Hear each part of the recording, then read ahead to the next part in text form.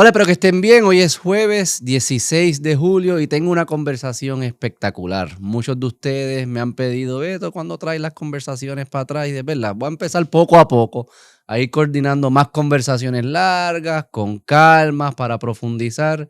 Y hoy es la primera de ese esfuerzo y me acompaña mi amiga Ana Santiago Ruse. Hola, ¿Es hola. Ruse? Ruse, sí.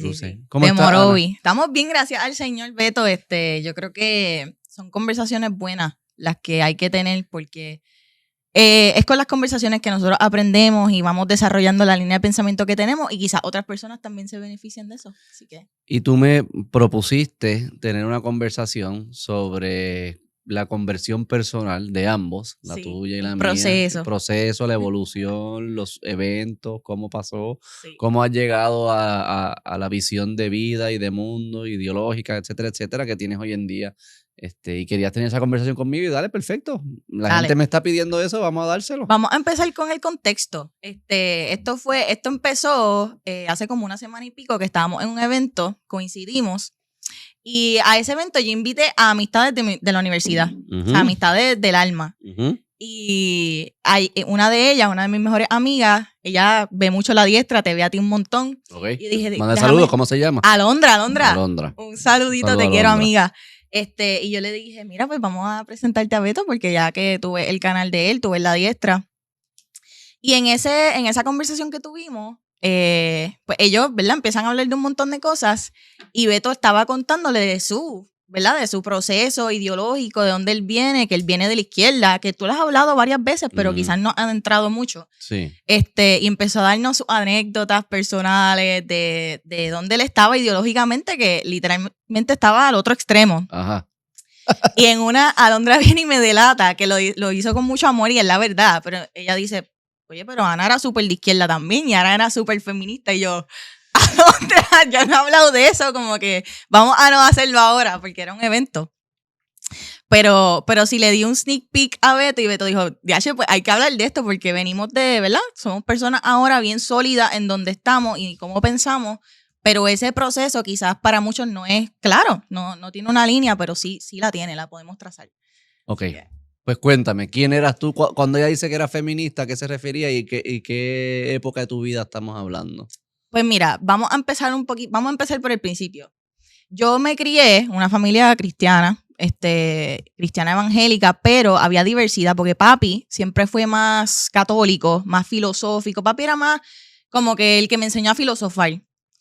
Entonces mami era más como que, tú sabes, vamos a la iglesia en lo práctico. Ok. Vamos a la iglesia, la importancia de los domingos, la importancia de la oración, de leer la Biblia. Yo tenía esas dos cosas porque papi es un poco, tiende a ser más intelectual y mami es como que praxis. Y eso me ayudó mucho, ¿verdad? En mi crecimiento. Pero yo no siempre fui cristiana, aunque me crié, ¿verdad? En el evangelio, como dicen. Yo era una muchacha que era bien difícil para mi familia en cuestiones de que yo lo cuestionaba todo. Y eso lo digo, ¿verdad? Hay veces que lo digo como un vacilón, pero hay veces que digo, DH, si a mí me toca una nena como a mí, que en verdad, o sea, yo era un poquito rebelde en cuestión de yo quería irme a la contraria de todo. ¿Pero y era eso llevar la contraria o era entender las cosas? Las dos. Era una mezcla de mi propio pecado, por así decirlo, y también el yo querer como que saber dónde estoy en el mundo. Entonces, yo era una persona que me encantaba la ciencia, siempre, ¿verdad? Esa era mi cosa, como que a mí me encantaba la ciencia, las matemáticas, entender las cosas. Yo sentía que no habían preguntas que no tengan una respuesta. Y cuando yo le hacía las preguntas a mi mamá o a mi papá, siempre era como que trataban, they tried their best, pero hay veces que no, y eso está bien, como que hay preguntas que no tienen respuesta o hay preguntas que no las sé contestar. Y eso a mí me creaba muchas lagunas mentales, porque es como que, ¿cómo no podemos contestar, por ejemplo, el problema existencial del sufrimiento? El problema del pecado? Yo tenía eso en mente, pero no era algo que filosóficamente, ¿verdad?, podíamos llenar. Pues yo esa era la nena que preguntaba todo el tiempo y eso era como que bien fuerte porque eso me llevó a crear o a tener un corazón, desarrollar una personalidad bastante aislada, como que pues nadie me entiende, como que qué caramba hago ahora. Y obviamente eso también en el crecimiento, eso es normal. Tú cuando eras pequeño, ¿no tuviste ese periodo de como que, diache, nadie me entiende, como que I'm so misunderstood? Tengo cosas parecidas a lo que tú mencionas. Yo soy el tercero, nosotros somos 4 hijos, y yo soy el tercero, pero con bastante diferencia. Mi hermana es mi hermano mayor, luego mi hermana, y yo vengo después, y mi hermana me lleva 7 años, y mi hermano me lleva 9. Okay. O sea que cuando, ¿verdad? Y mismos padres y todo, o sea que un núcleo familiar bien sólido. Cenábamos todos juntos por la noche, y la mesa es donde se llevaban a cabo las conversaciones, ¿verdad? Y es donde como uno... Ahí es quien tú eras ante la familia, porque ahí estábamos todos, ¿verdad? Okay. Pero yo era bien menor. O sea, cuando yo tenía 7 años, pues mi hermana tenía 16, mi hermano tenía 18. O lo que había fuese. mucha diferencia en la generacional. 16, exacto. Pero no solo eso, que cuando tienen conversaciones, yo no lo entiendo. O mi opinión sonaba bien infantil versus lo que ellos están hablando, porque ¿verdad? Hay mucha diferencia. Y me convertía más escuchaba mucho. Okay. O sea, yo escuchaba mucho y no me atrevía a hablar porque mi hermano y mi papá son bien fuertes. Porque tú dices una estupidez, o sea, te van a caer encima. Y mi mamá también. Sí, allí no hay mucho, ok, ven, sí, está bien. Si tú piensas así, no, estás mal y ya, o sea, no importa. Te lo dicen. O sea que te quedas más, me quedé más reservado y entonces iba desarrollando las ideas en mi mente. Eso que sí, muchas personas que me conocen desde joven les sorprende que yo sea tan vocal hoy en día. Wow. Porque yo soy una persona bien reservada. Digo, y fuera de cámara también, eso sigo siendo. En tu personalidad, bien reservado. No eres como quizás presentas cuando estás en el podcast. No, sí. Digo, esto es una versión de mí. Esto es una versión de mí cuando estoy en confianza. Okay. Cuando estoy en persona con confianza, qué sé yo qué, o cuando yo estoy con ideas con confianza. Sí, yo creo que esos espacios son necesarios, pero puedo relate, ¿verdad? A ti en cierto aspecto porque yo soy la menor. Mi hermano me lleva 10 años. Y, ¿verdad? Al principio, cuando yo me crié, pues yo lo veía como que, pues, este es mi mejor amigo. O sea, yo vine al mundo y literalmente tengo un mejor amigo.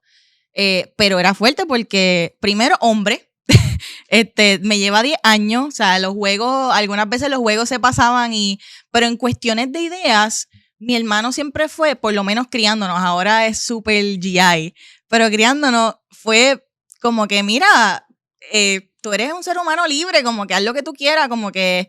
Y eso para mí, o sea, no en el aspecto de haz lo que te da la gana, vida degenerada, pero era más como que un poquito libre en ese sentido, no sé ni cómo explicarlo. Pero yo tenía más una visión de, espérate, pero yo quiero hacerme las preguntas importantes ahora. ¿Por qué no puedo hacerme las preguntas importantes ahora? Mi hermano era más, después yo pienso en eso.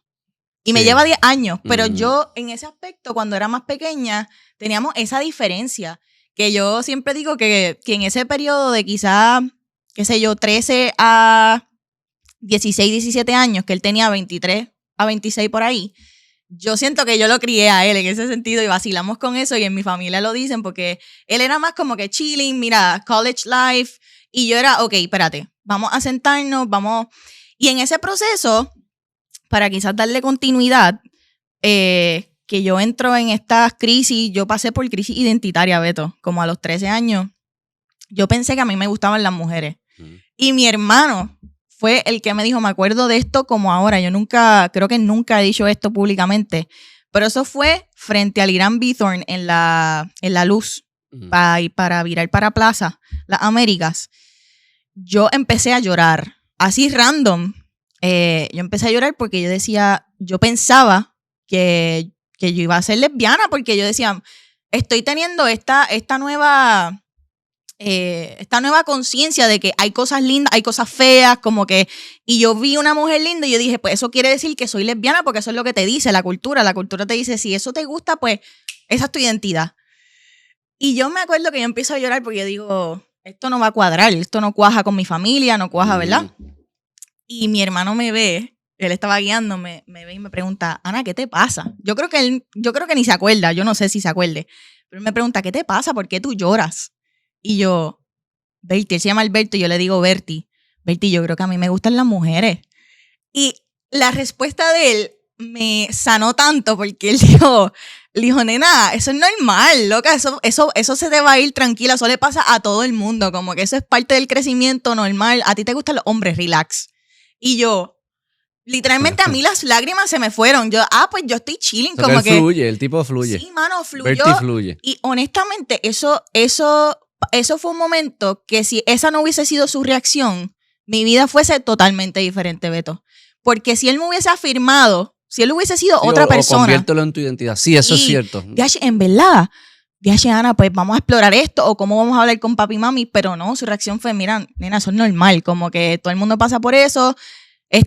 Yo no sé, una de sus mejores amigas en ese momento, mira, tal persona pasó por esto, me lo dijo, todo eso es normal del crecimiento, relax. ¿A ti te gustan los varones? Como que pasaste por un sitio, viste un carro, me encantan estos carros, pues está bien. Tú puedes considerar que las mujeres son lindas, sí. O yo puedo considerar que un varón es guapo, qué sé yo, eso no es nada. Don't make a big deal about Exacto. it, fue lo que él dijo. Y eso a mí me sanó y después, ¿verdad? Ahora que ya soy adulta, tengo una conciencia, tengo mi cosmovisión bastante desarrollada, yo entendí y entiendo bien la importancia de tú no afirmar automáticamente los sentimientos de alguien.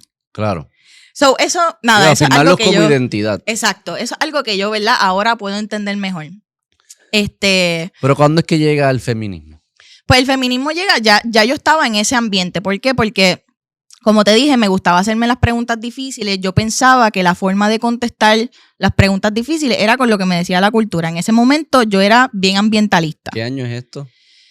No te puedo decir año, pero te puedo decir edad que tenía. La edad que yo tenía era como 12 hasta los 16 años por ahí. Pero más o menos que estamos hablando, 2000. Yo nací en el 2002, so 2014, 13, 12, por ahí. Ay, no sé. En verdad es que that was a blur. Como 2006 a 2012, por ahí está. Ajá. ¿Y qué te estaba diciendo? Se me olvidó. El feminismo. Uh-huh. Pues que yo era bien ambientalista porque, como yo me movía en los espacios. ¿Tú naciste en el 2002? 2002. Yo escuché 92. No, 2002 sí, estamos... No, yo 92 2014, de mi edad, por eso, sí. 2014. Sí, 2014, ok, dale. ¿Tú tienes? Brain fart. ¿Tú eres del 92? No, yo soy del 87, yo soy de los 80. DH. No quiero decirte viejo. DH sí, cumplo 40 el año que viene. Ya mismito. Pues ahí en ese periodo es que yo empiezo a refugiarme en la ciencia. Porque aunque me crié en el evangelio y todo, como que eso no estaba contestando las preguntas. Ahí me empiezo a refugiar en la ciencia. La ciencia me dice, mira, la gente me decía, no es compatible una vida cristiana, una vida de religión con lo que tú quieres ser, que es científica. Ese era mi ídolo, por así decirlo. Yo me refugié en eso. Y yo entré a una escuela especializada en ciencias y matemáticas en Vega Baja. Y mis maestras, mis profesoras me decían eso. Como que tienes que evaluar como que qué es lo que tú quieres, porque si tú quieres ser científica, pues eso no es muy compatible con la fe, con el background que tú tienes de tu fe. Y yo, ¿en serio? ¿Te decían eso? Yo decía, ¿en serio? Eso te lo decían los maestros. Sí, a mí me lo decían. En una escuela de ciencia. Porque yo entré ahí, pero en realidad yo quería entrar a la otra escuela en Mayagüez, uh-huh, que es especializada también. Y varios de esos maestros fueron los que me recomendaron. Okay. Y ellos me dijeron, yo me acuerdo de las conversaciones, mira, si tú vas para allá, si a ti te aceptan en esta escuela, tú tienes que entender que ese espacio es mucho más hostil que a personas de fe. Allá van gente, tú sabes, los eruditos de Puerto Rico, los niños estrellas. Y yo, ok, como que yo estaba, ¿sabes? Yo tenía hasta miedo porque me estaban vendiendo esta idea de, tú sabes, el lugar más hostil, y yo tenía una fe bien débil porque, de nuevo, yo no estaba dependiendo de la fe, yo no creía realmente, no era algo real en mí.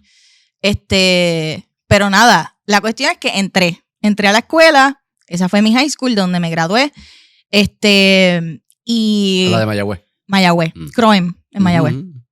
Y sin duda alguna fue un lugar hostil. Fue un lugar hostil desde los profesores, muchos de ellos, no todos, desde, ¿verdad?, los profesores hasta la línea de pensamiento y la cosmovisión que se utilizaba para llevar las clases, hasta el estudiantado. Yo me acuerdo que, yo te puedo decir, Beto, que los cristianos estaban outnumbered como 4-1.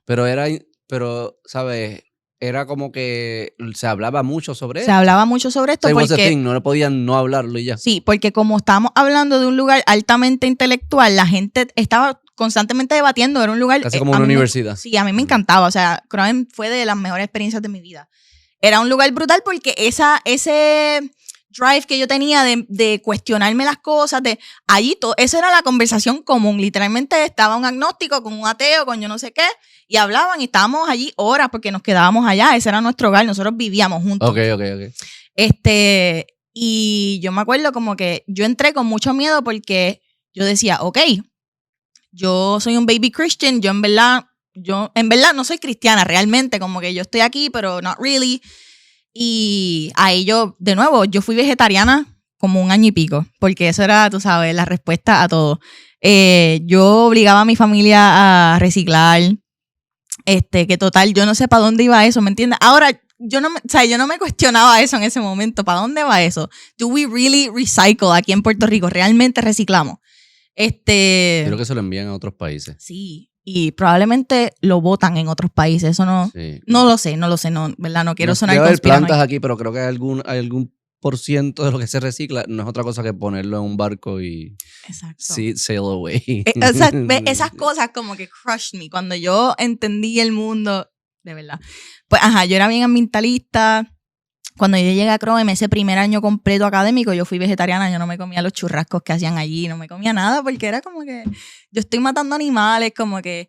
Y ahí, pues ya yo tenía también embedded dentro de mí el feminismo. Y esto es 10º grado por ahí más o menos. 10º grado, esto es 10º grado. ¿Y la influencia todo era local o ya estaban las redes y... En las redes. Todo el debate de internet que se colaba, toda esta ideología, ya eso Sí. te estaba influenciando? Estaba totalmente influenciándome. Incluso ahí yo levemente empecé a hacer contenido. Yo era bien anti-Trump. Yo me acuerdo que hubo en una ocasión cuando Trump filmó lo de sacar el DACA, como que eso es el programa que existe para hijos de inmigrantes, para hacerlos a ellos ciudadanos, un revolú así. Él como que quería limitar eso. Pues la cuestión es que yo me fui por las redes a hablar como que, diablo, Trump, como que nobody is illegal, o sea, nadie es ilegal que esto. Y, o sea, todo esto estaba siendo alimentado a través de las redes, a través de lo que yo consumía, ¿verdad? De entretenimiento y Hollywood y música y qué sé yo, pero también porque me involucré desde edades bien tempranas al mundo académico. Pero académico, tú sabes, los que están medio volados. Entonces, desde chiquita yo estoy participando en programas de verano en Estados Unidos. Y 1 año yo me fui para una universidad en Pensilvania y yo cogí un programa que se llamaba Química en la Sociedad. A mí me encantaba la química, la ciencia, ya te dije. Y esa fue la primera vez, yo tenía 14 años, 13 o 14 años. Esa fue la primera vez que un profesor, bueno, era profesora, era una mujer, nos pidió que le llamáramos con pronombres de él. Esa fue la primera vez que yo experimenté ever lo que es cambios de pronombre. Y fíjate, ella no era una persona hostil, pero nos los pidió. Sí. Y yo como que, mira, en verdad que yo no sabía. Importa, sí. Yo no tenía conciencia de ningún tipo de ideología. Yo solamente... Pero tú eras bien joven. Sí, yo solamente, mira, lo estoy aceptando. Sí, siendo joven. Esta persona es una autoridad. Niña. Sí, yo era una niña, realmente. Y todos allí éramos niños. Habían gente de China, de todos lados. Había influencias externas. Sí. Redes sociales, todo esto. ¿Verdad? Que te estaban diciendo, vive de esta manera, crea estas ideas. Y luego, cuando tú las ponías en práctica en tus ambientes, eras validada. Había como un feedback loop ahí. Y en esos momentos de tu vida, eso es lo más importante. Ser validado por tus peers, por tu grupo. O sea, llevar la contraria, sí. No es cool. Llevar la contraria ante la autoridad quizás, pero entre los peers y eso, si esto es lo que es cool, pues esto es lo que vamos a hacer. Esa, en parte, mi crítica fuerte a la cultura urbana no es tanto que exista, es que se valide tanto. Y porque cuando lo validas, lo que le estás diciendo es creando identidad. Le estás diciendo, vete por este camino, este es el camino correcto. Eso es básicamente lo que te estaban diciendo. No es que tú llegaste a estas conclusiones porque te sentaste a pensarlas súper bien, no. Era un feedback de una cultura validada por tu cultura local. Pero yo estaba bajo la impresión de que sí. No, claro. Yo estaba bajo la impresión de que yo estaba resolviendo las preguntas más existenciales. Porque ese fue un año, por ejemplo, pero a mis 15 yo fui a otro programa en UC Berkeley. Okay. Que sabemos que tú estás. Sí, sí. Y ese programa se llama Civic Leadership Institute. Es un programa que es de Johns Hopkins, pero en ese momento lo iban a dar en Berkeley. Y bueno, eso para aplicar, eso fue un revolú. Imagínate una nena de 15 años aplicando estas cosas. O sea, yo también digo, qué caramba, o sea, ¿qué yo hacía? Yo podía estar en un campamento de verano, pero me fui para allá. ¿Pero te gustaban esos temas? Sí, me encantaba. Y me fui para ese programa, Civic Leadership Institute. Eso fue bien fuerte. Porque imagínate, nada más el título del programa te lo dice todo. O sea, liderazgo cívico. Era básicamente esta intersección entre ¿verdad? Tu preparación académica, lo que sea que tú hagas, que la mayoría de este programa son de ciencias y matemáticas, con la política pública, con las comunidades. Y honestamente, Beto, yo te puedo decir que fue una de las mejores y más brutales experiencias de mi vida. Eso estuvo brutal. Nos llevaban a trabajar directamente con las comunidades, con personas sin hogar, con non-profits. O sea, nos adentramos en ese mundo y estuvo bien brutal. Pero, había algo que yo en ese momento no veía, que ahora obviamente yo puedo ver con mucha claridad, y es que el programa y todo lo que nos enseñaban, aunque pareciera bueno, estaba siendo interpretado y estaba siendo llevado desde una misma lupa ideológica. Y yo ahora veo que es pues el racismo sistemático, CRT, la desigualdad, la inmigración, ¿verdad? El racismo, la justicia social. Y yo me tomé el Kool-Aid bien heavy al nivel de que yo regresé de allá, aunque eso me enseñó muchísimo y me encantó y me hizo más humana y todo. Yo regresé de allá literalmente, yo tengo banners y cosas que yo traje que me hubiese encantado traerlo, pero nada. Regresé con libros de Policing the Black Man, que era como que enfrentando el racismo sistemático en Estados Unidos. Yo vine con libretas llenas de Black Lives Matter, como que abortion rights. La época que tú estabas era heavy. Sí, nobody is illegal, nadie es ilegal, ningún inmigrante es ilegal. Y no era porque, realmente no era que yo estaba radicalizada, porque yo no lo estaba. Era más como que genuinamente yo pensaba que esa era la forma noble, correcta, compasiva de enfrentar los problemas sociales, literal. Y esa es la forma en que te lo venden también.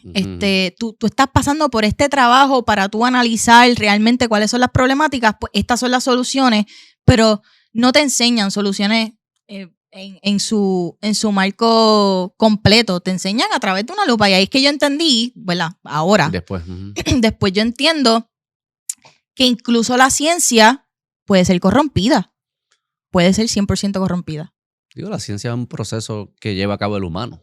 Claro, pero, por ejemplo, si nosotros nos ponemos a evaluar cómo nació el método científico de observación, hacerte una pregunta basado en una observación, luego cómo contestamos la pregunta, ese método que está desarrollado, que es como que una ley,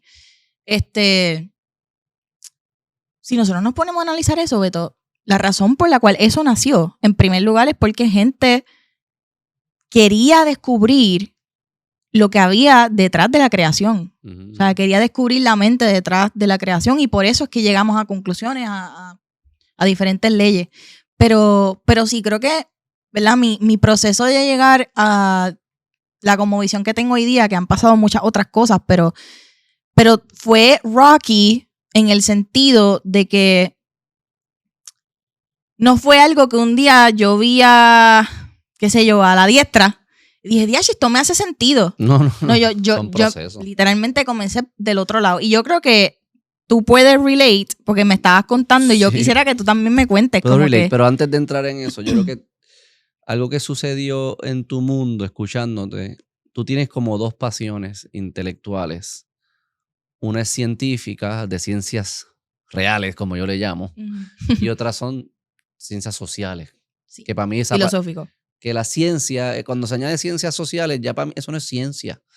Cuando estamos hablando de esto no es ciencia. Sé que se trata de hacer el proceso como si fuese lo mismo que evaluar física o ingeniería, cómo construir un edificio. Eso es científico. porque es materiales, es comportamiento de materiales químicos, no hay un actor, no hay una conciencia, no hay nadie actuando. Ciencias sociales es distinto, pero se trata de darle ese enfoque como científico a algo que al final del día puede ser útil, la mentalidad científica, pero no es absoluta, como sí puede serlo cuando vayas a construir un edificio. Yo creo que eso es una trampa que se hace para darle más credibilidad a unos estudios o a unas conclusiones, no unos estudios, a unas conclusiones que no lo tienen. No es lo mismo una conclusión de un ingeniero en la construcción de un carro que una conclusión de un científico social en por qué estas personas se comportan de la manera que se comportan. No es lo mismo, no es lo mismo. Mi historia es un poco distinta. Digo, rima, ¿verdad? En el sentido de la misma época. Esa época fue bien dura. Yo vengo más desde un ángulo económico. Okay. Y traje aquí una libretita que yo sabía que yo tenía en algún sitio. La busqué esta mañana. Esa libreta. No es un diario, porque no es que yo me sentaba todos los días a escribir y no tiene fecha, pero son más como posiblemente ideas que me vienen a la mente o leer algo en algún sitio y quería copiarlo, más como notas. Y yo tenía una aquí que se llama Locuras del Sistema. Esto tiene que haber sido como misma época. 2015, yo me caso en 2016, nos mudamos en 2017 a California. Tiene que haber sido como por esa época, 2016, 2017, ya en California, posiblemente ya escribí esto en California, no tiene que ver con California, pero pues estaba en California. A ver qué es lo que dice aquí. La meritocracia no se mide, se dice, yo me gané esto, es mío. ¿Cómo se mide que tú te lo ganaste? La desigualdad es resultado de actos violentos históricos. Wow. Esas fueron mis palabras. ¡Qué filósofo! O sea, son cosas por esa línea. La desigualdad y la pobreza es el problema de desarrollo económico en Puerto Rico. ¿Ahí hay algo de verdad? No creo. No, yo creo que la pregunta, porque ahí es ¿qué viene primero? No, ok. Yo no creo que venga primero eso. No lo digo tanto por la desigualdad, pero lo que crea pobreza, sin duda alguna, también tiene que ver con el desarrollo. Sí, pero yo ponía económico. que es el problema. Yo creo que yo me refería a la causa. Ya. Sí.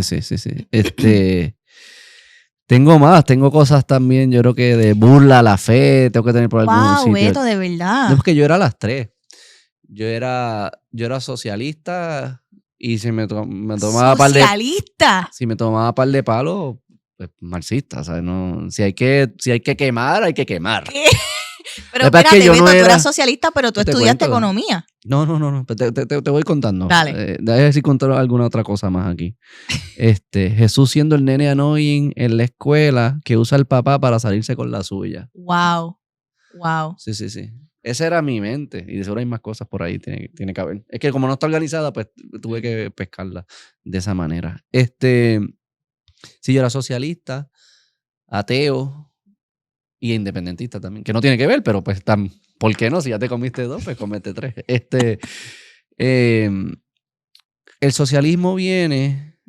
Yo creo que esto tiene que ver mucho también con ¿verdad? Con lo que uno está viviendo como persona. Yo creo que nosotros sobrevaloramos cómo la gente adopta visiones, ideologías y eso, y pensamos que es un análisis, que nosotros hicimos análisis. Sí. Posiblemente tiene que ver más con historias personales y momentos de vida y momentos de desarrollo del individuo. Yo me crié en una familia conservadora, pero que si tú les preguntas a ellos no usarían ese lenguaje. Son, ¿verdad? El típico debate político en Puerto Rico, desasociado de las cosmovisiones y más atado a los partidos locales, pues yo me crié en eso. Pero cuando tú escuchas los consejos, los estilos de vida que vive mi papá, son más conservadores que todos los conservadores que se dicen ser conservadores. Y van a la iglesia y mi mamá es más, pero mi papá cree, igual que en casa, pero es más práctico. Sí. Más práctico, más no estoy leyendo la Biblia, nada de eso, como que mi mamá es más fiel. Y mientras se ha convertido adulta, más lo es, ¿verdad? Católica. Ha pasado a todos. Sí. Familia católica, pero católica a los 90, normales, qué sé yo, es que era normal. Era el agua que uno caminaba, pero sí íbamos a misa, todo eso, colegios católicos. En mi experiencia, la religión, que ¿verdad? Era el centro que organizaba los valores y cómo debemos vivir la vida, ya sea porque estabas bien metido o porque si no, eso es lo que heredabas de tus padres y de tus abuelos, ¿verdad? Está de alguna manera presente en el hogar. Había un enfoque fuerte en la pobreza Ujú. y en el vulnerable, Ok. que me parece bien, no tiene nada de Excelente. malo. Pero eso era constante, ¿no? Los pobres, ¿verdad? Y se crea cierto resentimiento ante el rico. Yo creo que también el catolicismo hace algo ante Estados Unidos, eso lo podemos parquear, pero yo creo que hay algo ahí también.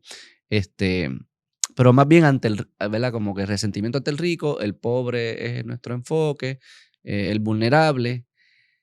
Y si no eres muy cuidadoso, el socialismo se te cuela en 3 segundos, porque el lenguaje se parece, porque las prioridades supuestamente se parecen, ¿verdad? Y yo creo que eso mezclado con un poco de sentido de culpa, como sense of guilt, Ujú. de yo no, gracias al Señor, criarme en una familia estable, pudiente, tener oportunidades, tener privilegios. Esa es la palabra de esos tiempos. Exacto. Tú eres privilegiado. Y yo, sí, soy privilegiado. Hoy en día yo diría sí, soy privilegiado y utilizo mi privilegio para ayudar Ayudar a a otros. otros. En aquel momento no. Yo soy privilegiado y cómo yo me doy cantazos a Como mí me mismo. autoflagelo porque Como, soy el malo de la historia. correcto. Ese era, así que, entonces la forma de hacerlo es decir, es verdad, yo no me merezco nada de lo que yo tengo. Mm, Yo solamente lo tengo porque tuve la suerte de haber nacido donde nací. mm. Que hay algo cierto, estas cosas no son falsas. Hay algo de eso que es cierto. Nosotros no escogemos dónde nacemos y influye mucho en cómo se va a ver tu vida. O sea que eso es cierto. La pregunta es si es solamente eso o si eso es la mejor forma de enfocar esa situación. Entonces tenía, pues, debo ayudar a los pobres, yo soy privilegiado, estas personas dicen que vienen a ayudar a los pobres, todo el tema de desigualdad, Bernie Sanders con esa campaña nacional del 2016 en la primaria, ¿Te fuiste con bien él? fuerte, sí, sí. Full. Cuando vino Bernie Sanders aquí, que fue una escuela que yo ayudaba, una escuela pública que yo ayudaba, yo fui para allá con mis pancartas, yo hice una pregunta, no me Wow. acuerdo ni la pregunta, pero sí, sí, no, sí, sí, full. Yo no era muy activo, yo no era vocal, como era reservado, yo hacía mis cositas y escribía no es que yo tenía, no era influyente ni nada, pero yo creía esas cosas. Este, luego después eso cambia en estando en California Ya también. estabas trabajando, tenías tu familia allá. Yo estudié finanzas, yo vengo del mundo Por de eso. negocios, mi mamá, Es que por eso es que mi se me papá hace fue, tan difícil entender tus profesores, tu formación en la universidad. no es Estaba nada, ideológicamente. es que no, esto no tiene, no es como el tuyo. Yo no vengo de un mundo intelectual, ideológico, yo vengo de un mundo de negocios. Estudié finanzas, con mercadeo, contabilidad, mi mamá banquera por mucho tiempo, Por mi eso, pero no, papá no es es empresario. compatible el socialismo con eso, el mundo, ¿verdad? ¿O sí? Es que no tenía nada que ver. No, no, ok. Tiene que ver con un En tu mente. sentimiento que yo tenía Ok, de injusticia ya. y que este sistema viene a cambiar y arreglar esa injusticia. Eso es todo, no es una gráfica, no es una compatibilidad, no. Es compatible, sí, porque hay que ayudar a los pobres. O sea, como que era bien superficial y era bien emocional y bien sentimental. Y yo creo que hay muchas personas que están en eso. 100%. O sea, tenemos que dejar de creer que todo el mundo llega a sus posiciones ideológicas porque leyeron ahí. No, posiblemente es un vibe. Es un Sí. vibe que se conecta con algo que escucharon cuando eran jóvenes Y muchas y sounds veces good y no, ok, no ya están está. radicalizados, como te decía No, ahorita. O no. sea, por ejemplo, tú estabas en la tuya y tú internamente apoyabas aquí, apoyabas allá. Igual yo, eso era lo que yo pensaba, pero no necesariamente son personas radicales. Pero Es que sí me son. pudieron haber utilizado como un instrumento Ok, radical. sí. Yo no era radical porque pues, no hacía nada. Yo veía tele y trabajaba, ¿sabes? Estaba casado y qué sé yo. Pero sí pudo haber sido, sí me pasaban pensamientos radicales por la mente. Tenía también un elemento que se le añade, otro elemento psicológico interno de inseguridad. Esas etapas, cuando uno está en adolescencia alta, que está entrando a la adultez, muchas personas pasan por inseguridad porque no saben cuál es su posición en este mundo. Este mundo da miedo. ¿Quién voy a ser yo? ¿Cuál va a ser mi rol? ¿Voy a tener dinero? ¿No voy a tener dinero? Hay muchas inseguridades. Entonces tú empiezas, especialmente si tienes una mente bien intelectual, eres inseguro económicamente y ves a alguien que tú piensas que es un morón tener dinero, un plomero, lo que, ese tipo nunca ha leído nada, qué sé yo, y mira los chavos, este sistema está mal diseñado porque supone que yo esté arriba. Y como esta persona que es un desarrollador, es millonario, yo que estoy struggling, pues sí, ahí trae el espíritu de Marx y dice, o de Caín, como yo le digo, y es verdad, pues vamos a destruir este tipo, esto es injusto. ¿Quién ordenó este mundo? Yo lo puedo ordenar mejor. Todas esas cosas se empiezan a combinar. Eso es lo que estaba pasando dentro de mí. Por eso yo lo puedo identificar bastante fácil. Es eso, porque yo me acuerdo de estos pensamientos. Es una cosa que lo tengo ahí. Gracias a Dios que me acuerdo. No me tormentan ni nada, pero los puedo observar. Esto cambia en el 2018. Junio del 2018. Me acuerdo la fecha porque me acuerdo que fue escuchando un podcast que le di el chance el día que pintamos la casa en California. Mi esposa embarazada de mi primer hijo. Esto es 2 meses antes que naciera mi primer hijo. Y mi esposa, siendo como es, dijo un día, hay que pintar la casa completa, esto no me está gustando, el nene no puede llegar a una casa, hay que pintarla. Te compró pintura, qué sé yo. Un sábado que iba a estar pintando la casa, me acuerdo la fecha porque le pregunté a ella, chequéate en las fotos, porque hay fotos de cuando estábamos pintando, ¿cuándo es que fue? Y me dijo junio del 2018. Junio del 2018, un buen amigo mío, Jason, saludos a Jason, un tipo normal, no ideológico, nada, que escucha un montón de contenido, podcast, mundo de entertainment, qué sé yo. Ya los podcasts estaban ahí empezando a crecer, booming. Y me envía un podcast de Joe Rogan. Él me llevaba insistiendo por mucho tiempo. Escúchate Joe Rogan, yo no voy a escuchar 3 horas de nadie. No lo voy a hacer. Yo escuchaba mucho NPR, sí, radio ambulante, me tragaba todo ese complejo, olvídate. Ok. Él me dice, no, ese sábado, fue un sábado, él me lo envía. Yo dije, hoy puedo, porque pues, no sé si hubo una intervención de Dios tengo tiempo. Whatever, however you want to interpret it, pasó. Y era Joe Rogan con Jordan Peterson. Y me acuerdo que era un episodio, y estuve buscando el otro día. Iconic. ¿Cuál episodio? Lo he leído muchas veces. ¿Cuál episodio maché a la fecha? Y creo que grabó uno, creo que era entre febrero y mayo de ese año. Eso que debió haber sido ese. Y cuando veo la descripción del episodio de qué fue lo que hablaron mucho de desigualdad. Y él decía, es que la desigualdad está embedded en la realidad. La desigualdad no es producto de los sistemas. Es producto de nuestra naturaleza. Es la naturaleza. La pregunta es que este episodio cambió mi vida. Sí, cuando él dijo estas cosas fue como que todo se empezó a desboronar todo lo que... La pregunta que nos tenemos que hacer es, la desigualdad implica que hay jerarquía. Si estamos diciendo que la naturaleza de por sí es desigual, quiere decir que hay una jerarquía. Va a haber una jerarquía. Y las preguntas que nos tenemos que hacer es, ¿cómo se organiza la jerarquía? ¿Es una jerarquía a base de transacciones voluntarias de mérito o es una jerarquía a base de poder de quien se impone? Y esa es la diferencia de las sociedades. Si tú ordenas a base de poder de alguien que se impone a través de la fuerza, a través del miedo, tienes un tipo de sociedad. Y las sociedades libres no crean jerarquías de ese estilo.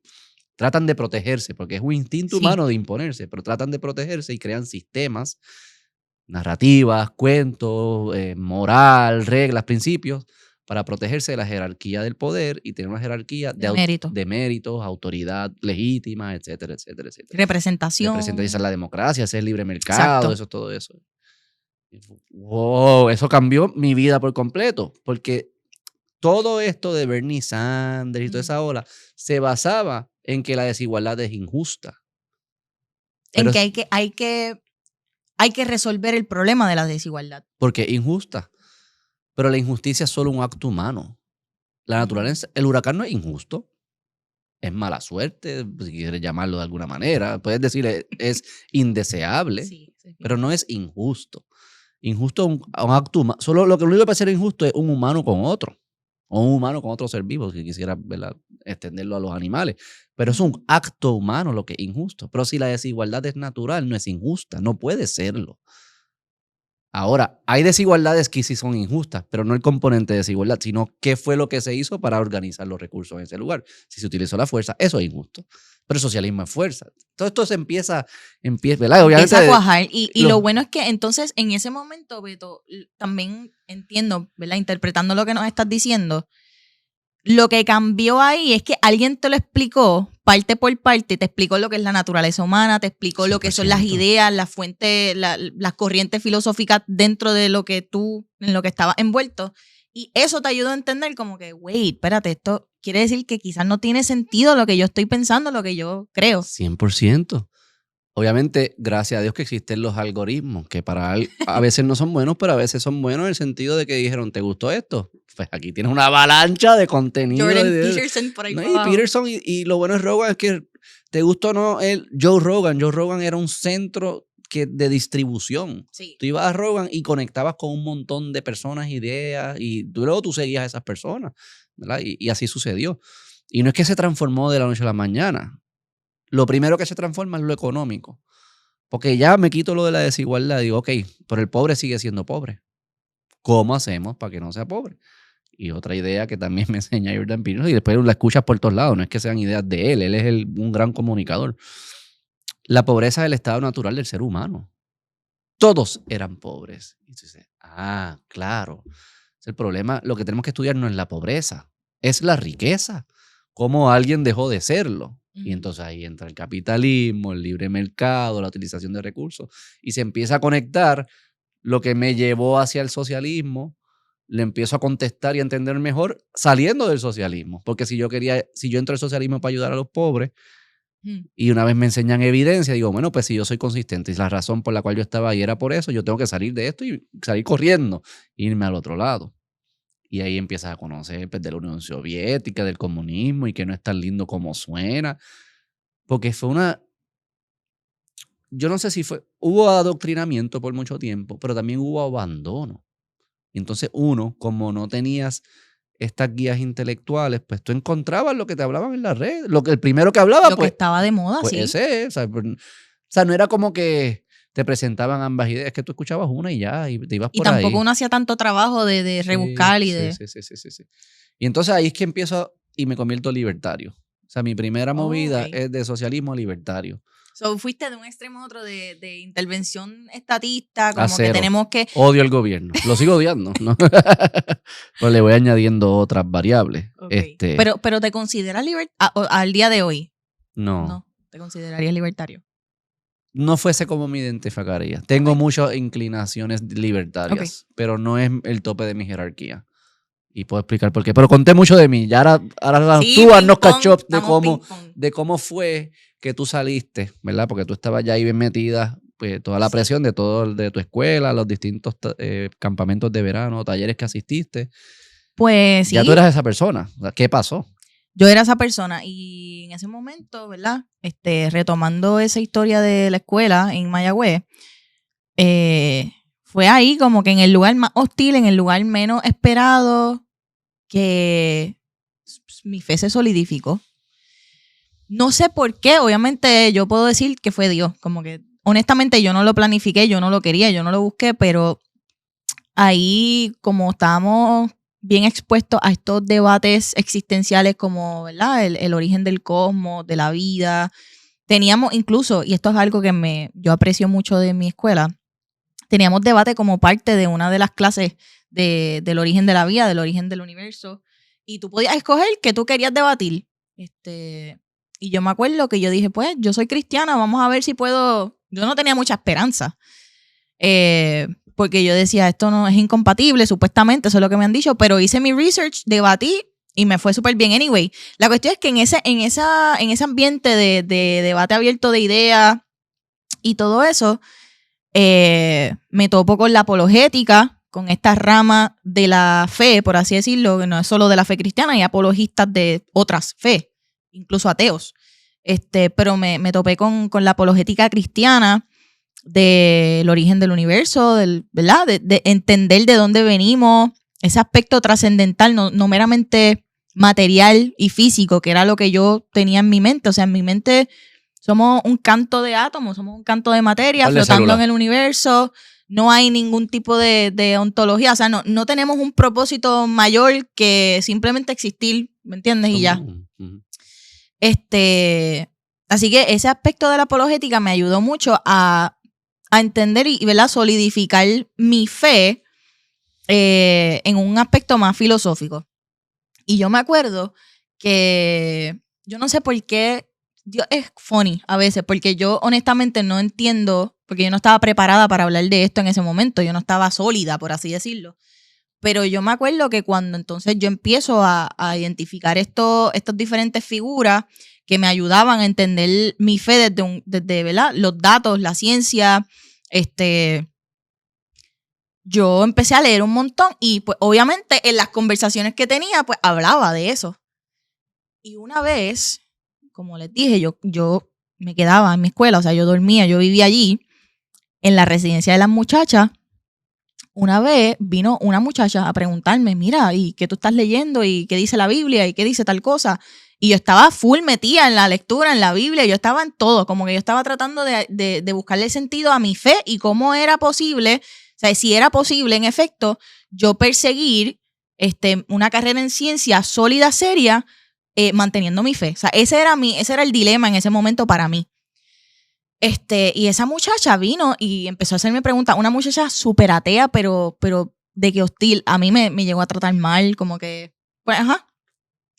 Y empezó a hacerme preguntas. Y yo, pues mira, la Biblia dice tal y tal cosa. Ella me empezó a preguntar sobre el sufrimiento. Y ahí yo identifiqué también, pues, que tenía un bagaje emocional que era lo que no le permitía abrir su mente a algo, ¿verdad? A Dios, a la figura de Dios. Y después que ella vino, ella empezó a traer un montón de otras mujeres en la residencia. Y yo me acuerdo, en mi escuela tú no podías entrar al cuarto. O sea, no podía, era una regla. Y en el pasillo, una vez hubo 10, 12 muchachas, se sentaron allí a escucharme leer la Biblia, decirle lo que estaba yo, ¿verdad? Identificando cosas que yo misma no había sentado dentro de mí, pero lo estaba leyendo. So, ella literalmente se sentaban, era súper loco. ¿Esto grado 11? Esto fue grado 10 y 11. Yo me gradué en 11. Okay. Y ya se sentaban ahí y yo no estaba ni predicando, era como que mira, esto es lo que leí hoy, esto es lo que encontré, esto es lo que dice la Biblia, está a la par lo que dicen estos libros sobre la historia, sobre los datos, y mira lo que dice la Biblia también, como que, ok, y ellas como que, ¿es en serio? O sea, esto tiene sentido. Y yo me acuerdo que eso fue un momento tan loco para mí, porque ahí yo estaba tomando mi fe en serio y como que ya yo estaba empezando a tener una vida de oración y decía, Dios, ¿cómo es posible si yo misma, yo dentro de mí, yo no puedo decir que creo en ti todavía? Como que yo lloraba y yo leía la Biblia y yo formaba parte de la confra, que era un grupito pequeño de jóvenes cristianos. Y yo hacía mi esfuerzo de poder buscar a Dios y todo, pero yo no lo sentía, yo no estaba como que súper enamorada de Dios. Y yo le decía, Dios, como que, ¿qué está pasando? O sea, yo misma no entiendo cómo yo estoy hablándole a otros de ti, ¿verdad? Y de esto que estoy leyendo, y estas personas están siendo convencidas o por lo menos persuadidas a ciertas verdades cuando yo misma, o sea, esa era mi batalla en ese momento. El escepticismo a mí de verdad tenía las garras sobre mí, tenía sus garras sobre mí bien brutal.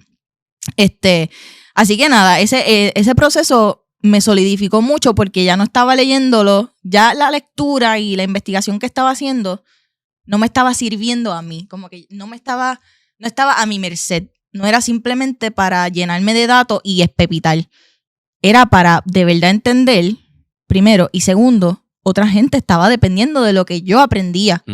Y eso a mí me ayudó mucho, de verdad, me ayudó un montón a poder tomar más en serio ese proceso. Y ahí también yo empecé a hacer investigación biomédica mientras yo estaba en high school. Empecé en mi carrera de investigadora en biomedicina. Y yo viajaba al colegio de Mayagüez varias veces a la semana, porque estaba en medio de un proyecto en el departamento de química del colegio. Y ahí después yo viajé a representar a Puerto Rico en una competencia de investigaciones. Allá también como que yo, ¿sabes? Fui expuesta a muchos de estos círculos como que altamente, ¿sabes? Son gente, Beto, te voy a ser súper clara y honesta, o sea, son gente como que tú dices, tú estás loquito, como que esos círculos que son la gente que tú dices, te faltan como que 2 o 3 tornillos. Pues yo estaba ahí dentro y yo decía, yo sería así, como que a mí me faltaran 3 tornillos, ¿sabes? Y por eso era como que yo quiero ser parte de estos espacios porque me gusta esto, me apasiona la ciencia, pero yo no quiero ser un loco, ¿me entiendes? Que se aísla, que no, o sea, que no puede entender que quizás hay una trascendencia más allá de quienes nosotros somos, no solamente como materia, física, átomos, sino que tenemos un propósito más allá de descubrir algo o... yo tuve esa experiencia de DH, estoy expuesta aquí, estoy aquí, pero yo no quiero ser como esta gente, yo no quiero volarme, ¿me entiendes? No me quiero volver loca. Así que esos out of body experiences, como que tú te sales de tu cuerpo y tú dices, ok, esto no es lo que yo quiero. Y eso me ayudó un montón. Luego, cuando entré a la universidad y qué sé yo. ¿Dónde estudiaste? En Mayagüez, la Universidad de Puerto Rico en Mayagüez. Yo empecé por química, terminé cambiándome a biología. Y ese primer año, de nuevo, ya yo estaba más sólida en mi fe y todo, pero mi bagaje ideológico lo tenía. Yo todavía era feminista, era ambientalista, como que yo... Sí, es que para muchas personas es compatible. Sí, es súper compatible y yo todavía, yo me quejo mucho con los, tú sabes, los de ultraderecha que dicen, o sea, no tenemos que cuidar del ambiente, en verdad, como que whatever. Eso a mí me cae tan mal, tan pesado, de verdad, es como que relájate. Pero nada, la cuestión es que ese año, ahí entrando a la historia de Alondra, de mi amiga, que te mencionó, ajá. Para traerlo quizás ya, aterrizarlo. Una vez estábamos en mi apartamento, estábamos estudiando. Yo era prepa, yo apenas tenía 17 años, los acababa de cumplir. Y yo no sé cómo la conversación salió porque estábamos estudiando. Pero yo le digo, Alo, ¿y qué tú quieres hacer? Como que, no sé, has tenido novio, qué sé yo, como que, tú sabes, el boy talk. Y ella dice, mira, en verdad que no, como que, pero yo sí quiero tener un esposo y quiero tener una familia. Para mí, Beto, eso fue, yo dije, ¿qué? Que tú quieres casarte, tú quieres tener familia, tú quieres tener hijos. O sea, eso en mi mente, yo no sé por qué eso era tan radical. Anticuado, eso era como que eso no es compatible con, ella estaba estudiando agricultura, como que ella quería hacer o sea, ella quería meterle mano a su carrera, como que era una mujer buena en lo que hacía. Yo, ¿qué tú hablas? O sea, y ella, después que dice eso, mira, sí, yo quiero, no tengo, ¿verdad? No he tenido hasta ahora, pero yo quiero tener una familia, yo quiero casarme, que by the way, está casada y todo eso ahora, gloria a Dios. Pero ella me pregunta, ella fue bien incisiva, y yo creo que ella sabía lo que estaba haciendo. Y ella me dijo, Ana, tú no. Como que tú realmente no quieres tener un esposo, no quieres tener una familia. Honestamente, mi reacción fue tan y tan fuerte, o sea, para mí eso me dio tan heavy que yo dije, mira, en verdad, no, como que yo sabía que la respuesta que yo quería decir era no, pero yo dije, no sé, en verdad que no sé, porque ella me lo dijo y fue tan sólida y tan contundente, yo quiero tener una familia, ese es mi anhelo, yo anhelo eso. Y por mi mente jamás había pasado eso, el feminismo era como que, entonces ella había hecho la pregunta porque yo tenía una cartuchera que decía feminist. Feminist y la definición de lo que es el feminismo. ¿Y cómo lo definía, te acuerdas? Sí, la justicia e igualdad entre los sexos, sociológica, cultural y económicamente. Algo así. ¿Verdad? Estoy parafraseando, pero era igualdad en esos 3 aspectos. Igualdad definido, me imagino, como equidad. Nadie sabe qué es igualdad. Ajá, exacto. Pues sí, y eso de verdad fue ground shaking para mí. Y ella no, incluso tú lo viste, tú escuchaste la conversación, ella ni se acordaba que eso había sido algo fuerte para mí. Pero el hecho de que ella me haya preguntado y fue tan incisiva, tú no, como que en serio, o sea, eso es algo normal. Pues sí, para mí no era normal porque como yo, ¿verdad? Yo estaba, mi Dios, mi ídolo, por así decirlo, era pues mi carrera. Yo dormía en el laboratorio, literalmente, Beto. Yo me quedaba a dormir en el laboratorio. Tu ídolo, que es una buena forma de presentarlo, es tú organizabas tu vida alrededor de tu carrera científica. Sí. Yo por eso tuve muchas crisis, porque no hacía tiempo para nada más. La primera vez que yo saqué una C en la universidad, mi mundo se iba a acabar, literalmente. cosas que yo digo, caramba, ahora como que, what the heck, sacaste una C en qué, en química orgánica 2, como que la vida no se acaba, ahora yo lo veo. Pero en ese momento, esa era la forma de yo combatir la desigualdad, de combatir la injusticia, porque yo ponía post-its en todos lados, en mi lab bench, en el laboratorio donde yo trabajaba, yo ponía, la ciencia es un servicio público. La ciencia es un servicio público. Yo porque siempre he tenido ese aspecto de servir, como que me gusta servir, claro, me gusta el aspecto de tú humillarte. Claro. Claro. Eso es parte del cristianismo. Eso es nuestro llamado. Exacto. Servir a la humanidad con humildad. Y pues como yo tenía esa visión de Cristo, de Jesús, de, tú sabes, solamente el que ama, el hippie, pues la ciencia es un servicio público. Y de ahí para adelante, pues todo lo que no estaba bajo el marco de visión de las gringolas que yo tenía, pues no podía considerarse al nivel de que, tú sabes, tuve approaches de muchachos y yo nada que ver. Yo, obviamente, ahora yo no comparto esa visión, pero sí es algo que te acapara por completo. Pero es interesante que como definiste que, me gustó eso, ese era mi Dios. Sí. Y tu Dios es para aquello que tú sacrificas todo lo demás. Yeah. Y tú estabas sacrificándolo. Lo estabas tratando como un Dios. Todo lo demás era sacrificable. No importa. No es relevante. Yo organizo mi vida alrededor de esto. O sea, que cuando escuchamos personas que dicen no creo en Dios, quizás no crees en la caricatura que te das, fine, no es para entrar en ese debate, pero todo el mundo vive como si tuviese un Dios. Todo el mundo adora algo. Todo el mundo tiene lo máximo. Sí. Y si no estás consciente, posiblemente eres o tú mismo, o tus placeres, o la aceptación cultural, whatever. Algo, tú estás organizando tu vida para algo. Y si no lo has pensado, la pregunta que tienes que hacer es, ¿qué es ese algo? ¿Y qué pasa con mi vida? Algo que yo me hacía mucho, ya con mis transformaciones. Yo me decía, ¿qué pasa si la mayoría de las personas viven su vida como yo la estoy viviendo? O si organizan su vida como ya la estoy organizando. ¿Qué pasaría con la sociedad? ¿Mi vida fuese mejor o peor? Eso yo me lo hacía siempre. Eso me ayudaba mucho también en el tema de la formación de la familia. Porque todo el mundo dice, no, formar familia no es tan importante. Y yo, ok, ¿qué pasa si 80% de las personas no forman familia?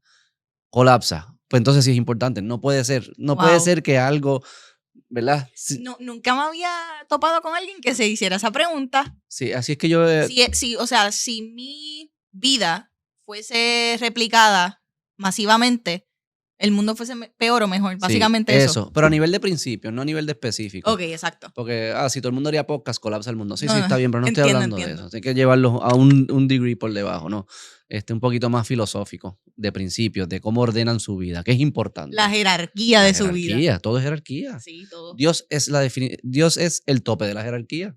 Sí, y si no es Dios, pues es otra cosa. Y esa otra cosa te va a meter en problemas, como te pasó a ti. Si no es Dios con D mayúscula, es algún Dios con D minúscula. Correcto. Esa es la realidad.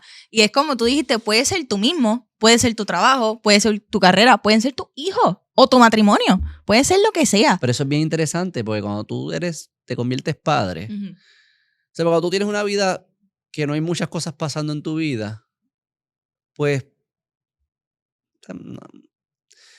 no te haces esta pregunta tan existencial como cuando tienes muchas cosas importantes y buenas pasando en tu vida. Okay. Porque yo soy esposo, padre, empresario, amigo, hijo. Ya tengo como 7 cosas que son importantes. Si yo priorizo a mis hijos solamente, pues se sacrifica mi matrimonio. Si es mi relación con mi esposa solamente, pues sacrifica también mis hijos. Si es el trabajo, sacrifico a mi familia. Si es la familia, sacrifico mi trabajo. Entonces tú empiezas a ver que tú dices, espérate, yo tengo 7 cosas importantes. Y mientras más le metas a tu vida, más surgen. Más amistades, más todas estas cosas. ¿Cuál es la ficha que ordena todas? Uf. Así es que yo lo empecé a entender. Mi camino, mi regreso a la fe. En el chess, ¿cuál es el queens? ¿Cuál es la reina? Es el tope de la jerarquía. ¿A qué yo tengo que apuntar? Que si lo hago bien allá arriba, todo lo demás cae en su lugar. Le da orden a lo demás. Y no es que lo demás no sea importante. Es importante. Pero si lo trato como lo más importante, desordeno. No es que la ciencia no sea importante, no es que la academia no es importante. Claro que es importante estudiar y hacerlo bien, y si tú tienes un don de entender el mundo a través de la ciencia, tienes una responsabilidad de desarrollar tus talentos científicos. Pero si lo pones como lo primero, tu capacidad de maximizar ese don la estás minimizando, porque tú eres más que eso. Amén. Entonces yo creo que mi regreso a la fe fue bien intelectual. Obviamente el paso último no puede ser intelectual, es un abandono, es me zumbo. Sí. Y ese es el proceso que yo estoy viviendo ahora. Es fe, el último paso es la Y fe. es el proceso que estoy viviendo ahora, ¿verdad? Y tengo mis días como yo sospecho que todos tenemos. Pero fue cuando yo empecé a entender esas cosas de esa manera, es como que, ya, es que vas entendiendo que la realidad tiene una estructura. Y tú puedes o vivir en armonía con ella o en rebeldía contra ella, pero no le vas a ganar a la estructura. O sea, que tu vida rebelde va a producir miseria, porque estás luchando contra el orden de la realidad. Y tú eres, ¿quién eres tú? Un mero mortal. ¿Quién eres tú? ¿Qué tú te crees? Pues yo creo que same, como que estamos en el mismo barco en eso y quizás lo que tomó el primer paso para mí fue el paso de la fe, como que entender mi fe, cuestionarme mi fe. Después que viene lo ideológico y pasó lo mismo que pasó con mi fe, que la cuestioné, pues yo cuestioné después de esa conversación que tuve con mi amiga, eso fue lo que despertó en mí la chispa, como Jordan Peterson para ti, pues fue mi amiga. Despertó esa chispa en mí y me empecé a cuestionar, pues espérate, ¿cuál es la idea que yo tengo de dignidad humana? A toda esta, yo estaba estudiando biología, yo estaba haciendo investigación biomédica, o sea, todo era para el mejoramiento y ¿verdad? Mejorar la calidad de vida del ser humano. Claro. O sea, ¿y cuál es la visión que yo tengo de la dignidad humana? ¿Cuál es la visión que yo tengo de la justicia? Es curioso porque ahí era medio contradictorio. ¿Por qué? O cuando eras atea, digamos. O el momento que dudabas más. No sé si algún día te consideraste atea. Bueno, porque en algún momento te estaban diciendo que el ser humano es una composición de células. Entonces, el argumento para que uno está en coro me dice, ok, si el ser humano es solamente una composición de células inconsecuentes e irrelevantes, ¿por qué nosotros nos rompemos las cabezas para entender toda esta ciencia, para mejorar la vida de estas cosas inconsecuentes? Sí. Nadie está pensando todo el tiempo cómo mejorar la vida de la mesa. Así mismito. ¿Por qué no? ¿Por qué no estudiamos química para ver cómo la mesa se siente más mesa? Sí, y es que nos contradecimos todo el tiempo. Por ejemplo, yo también en lo económico, yo era medio capitalista hater. Claro, pero, o sea, yo también no me preguntaba, es que, eran las inconsistencias. No me preguntaba, pero yo quiero estudiar ciencia, por ejemplo, si yo quiero dirigir una farmacéutica, por ejemplo. ¿Qué hacen las farmacéuticas? ¿Cómo mejoramos el ser humano? ¿Cómo mejoramos la calidad de vida? ¿Cómo extendemos su vida? ¿Cómo bajamos el nivel de envejecimiento a temprana edad? Whatever. O sea, todas estas cosas que yo creía que pensaba que creía o tenía en mente, no sé, era totalmente inconsistente con lo que yo realmente quería hacerlo, con la realidad, como tú mismo dices, porque estaba obstinada en irme en contra del sistema, y tú no te puedes ir en contra del sistema, te vas a quedar corto en algún momento. Pero sí, yo creo que la ciencia, después de yo más o menos solidificarme en la fe y ir dejando ese bagaje ideológico, me empecé a cuestionar después de esas conversaciones difíciles, que yo creo que eso todo el mundo se lo debe hacer, Beto. Cuestionarse las cosas. Yo creo que ese proceso es tan importante para el ser humano y estamos en una era tan y tan... O sea, estamos outsourcing el pensamiento crítico de otra gente. Yo creo que... voy a decir que sí, obviamente, estoy de acuerdo. Yo nunca le diría a alguien, no pienses. Full, no. No pienses como yo, quizás, pero piensa. Sí, piensa. Hazte las preguntas. Tómalo con respeto y seriedad, porque eso es otra cosa. Si tú te fijas, nosotros estábamos tomando... Y muchas personas, pero estamos hablando de nosotros, estábamos tomando posiciones sobre preguntas existenciales y difíciles sin darle el respeto a la pregunta, porque yo no las estudié. Entonces tú me estás diciendo a mí que esta pregunta es importante. Esta es la pregunta que si la contestamos bien salvamos todo, si la contestamos mal se desploma todo. Y tú no has leído ni un libro, ni 10, ni 20. Tú llegaste a tu conclusión porque escuchaste 3 reels por 15 minutos. Así de poco tú respetas la pregunta existencial. Y eso es lo que hacemos. O sea, nosotros desarrollamos confianza desproporcional a nuestro trabajo de investigación o de pregunta, o de cuestión filosófica, lo que fuese. Y eso es normal, eso es parte, o sea, parte del ser humano es querer, ¿verdad? Llegar a conclusiones rápido. O sea, ya tengo que contestar esto, de compilación que es lo primero, exacto, lo primero que llene ese vacío. Pues en este caso, ¿quién es la persona que tiene más influencia en este tema? Pues esta persona, pues esto es lo que yo voy a outsource, esto es lo que yo voy a adoptar. Pero, ¿verdad? Nosotros, particularmente nosotros los conservadores o de derecha o de este lado del espectro filosófico, mano, tenemos que ser más responsables con eso porque sí, es quizás una vara un poquito más alta en el sentido de que no venimos de la nada, o sea, entendemos que nuestras ideas tienen buenas consecuencias, o sea, nuestras ideas son buenas, pero ¿por qué? O sea, ¿por qué son buenas? Vamos a preguntárnoslo. Y no es que todo el mundo tiene que ser un intelectual, Beto, no estoy hablando de eso, no todo el mundo tiene, pero el hacerse, ese es mi llamado un curioso, a mi generación. Mi llamado a mi generación es, hazte las preguntas difíciles ahora. No lo dejes para después, no lo dejes para cuando te cases y tengas hijos. O sea, hazlo ahora porque vas a estar más feliz, vas a estar más pleno, vas a florecer porque estás claro de las cosas.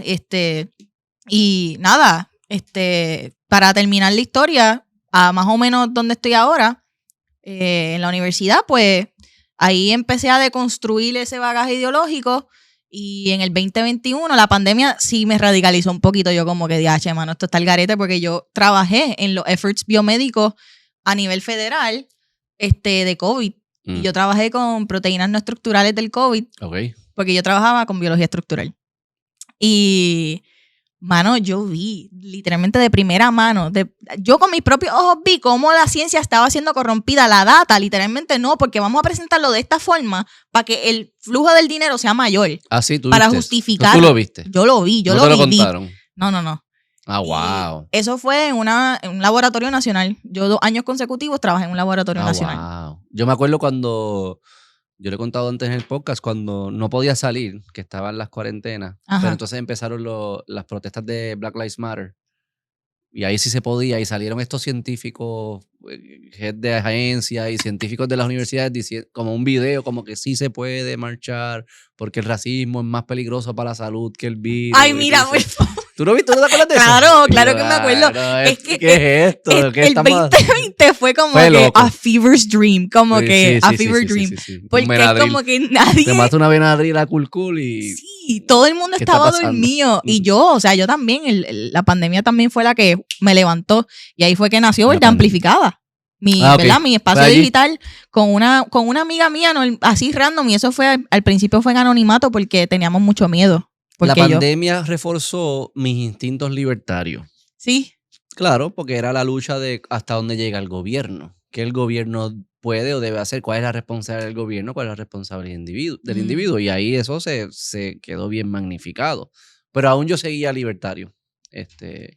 ¿Cuándo fue el switch o comenzó el progreso a considerar ideas conservadoras también? ¿Cuando tuviste hijos? Bueno, no. Bueno, ya, o sea, todo esto no es ahí un día y eso, sí, como que van cambiando cosas. Algo que ya yo sí veía, veía en mí era volver a amar la vida, la familia, un sentido de responsabilidad. ¿Tú sientes que esto estaba endurecido un poquito? Antes. Sí. No, posiblemente estaba muy suave, muy llevadero. Ok. Muy cobarde.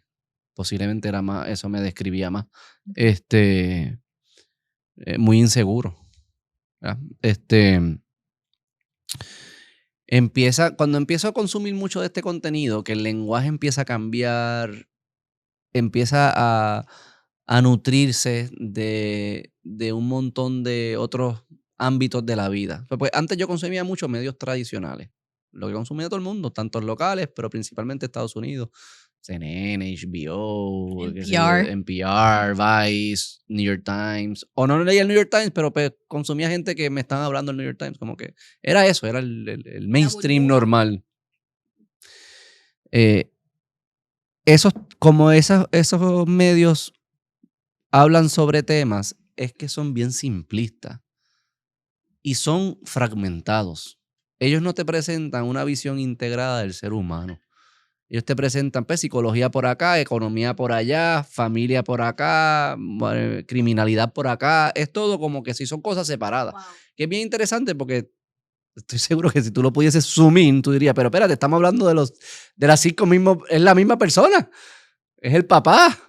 ¿Sabes? Yeah. Cuando hablaste de economía, psicología y familia, lo hablaste como si fuesen cosas desconectadas, pero estás hablando de la misma persona o de las mismas personas, la misma comunidad. Este mundo de los podcasts me empezó a nutrir dos cosas. Añadir un montón de ámbitos más y empezar a integrarlos en el ser humano. Entonces, cuando te empiezan a hablar de psicología, lo ata a economía, que lo ata a política, que lo ata a inversión, que lo ata a familia, Cultura. que lo ata a religión, que lo ata a cultura. Y dice, espérate, estas cosas no están desconectadas. Wow. Se concentran en un lugar, que es lo que Mises, de los padres de la economía austriaca, de las personas más importantes, y los invito a la charla que va a estar dando mi amigo Ricardo. Vamos para allá.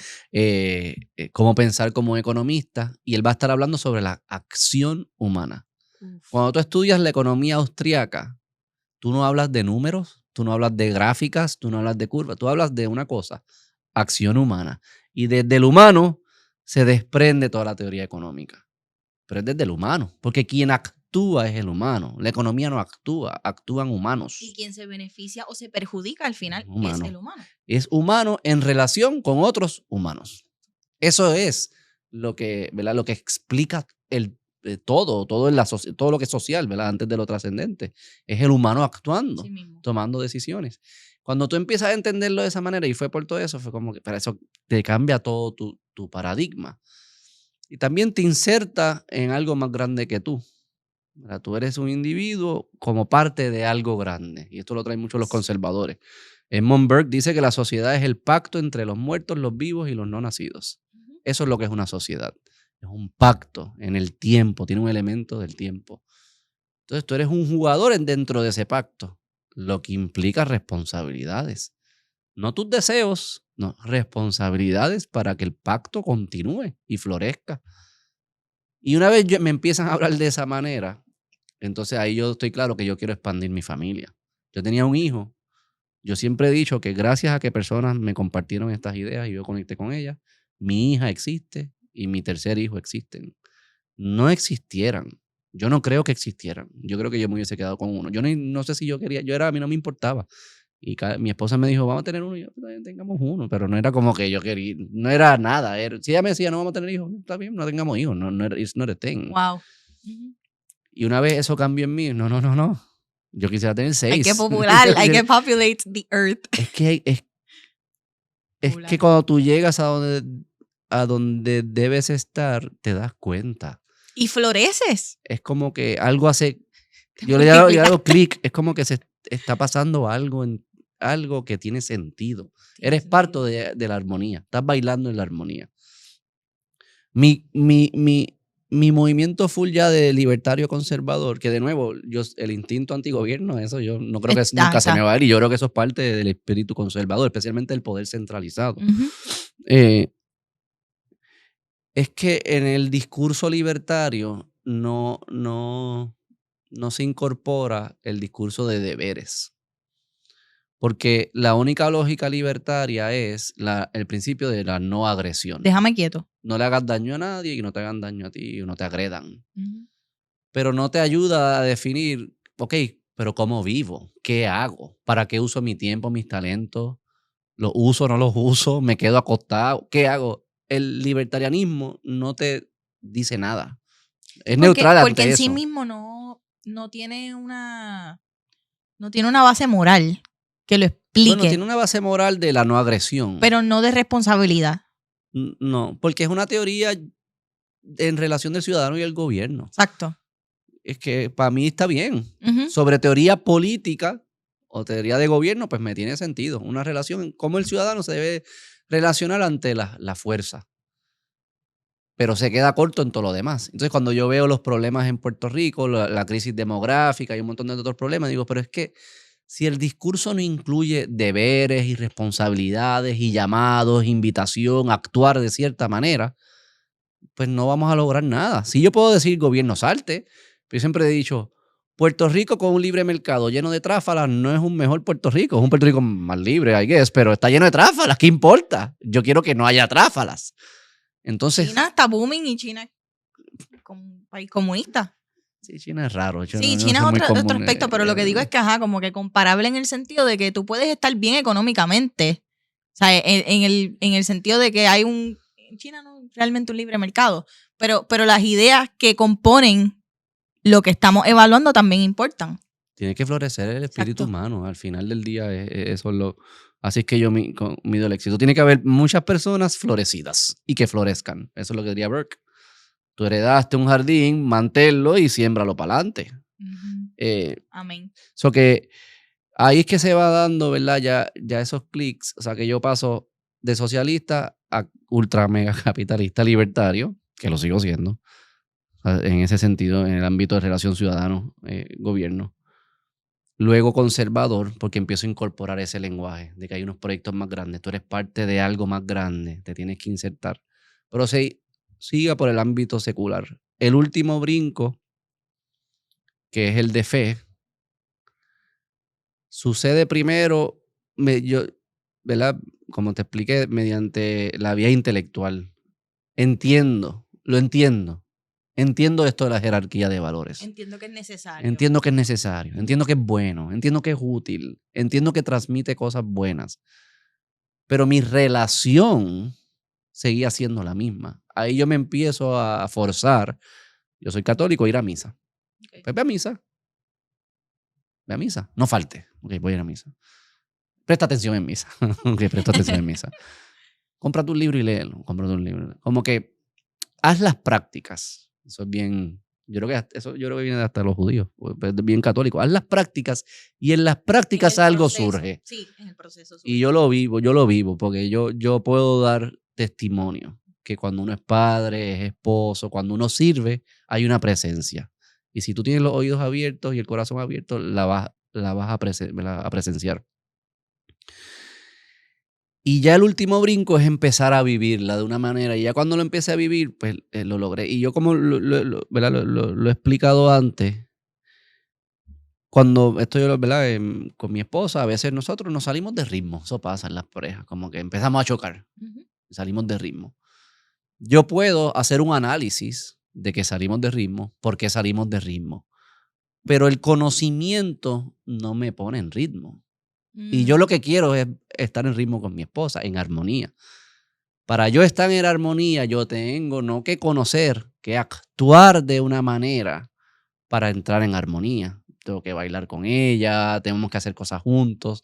Y haciendo cosas juntos en relación, entras de nuevo en el ritmo y ya caíste en ritmo. That's good. Tienes que actuarlo, no es saber. ¿Qué significa saberlo? Pues sí, lo sé. Sé que tengo que caer en ritmo con mi esposa. Sé que esto es lo necesario para florecer. Sé que esto es lo necesario para caer en el ritmo. Pero el saberlo en sí no es lo que genera el cambio. No. Lo que genera el cambio es voluntad. Es hacerlo. Una voluntad propia es hacerlo, exacto. Y es un brinco de fe. Me gusta mucho. Es un brinco de fe, exacto. de que hay un ritmo para ser encontrado. Y no sabes cuál es. No sé cuál es, no sé ni si existe. Creo que existe. Confío que existe y que confío que cuando me tiro voy a caer en la ola y bailar con mi esposa. Exacto. Así es como que en mi mente yo lo visualizo.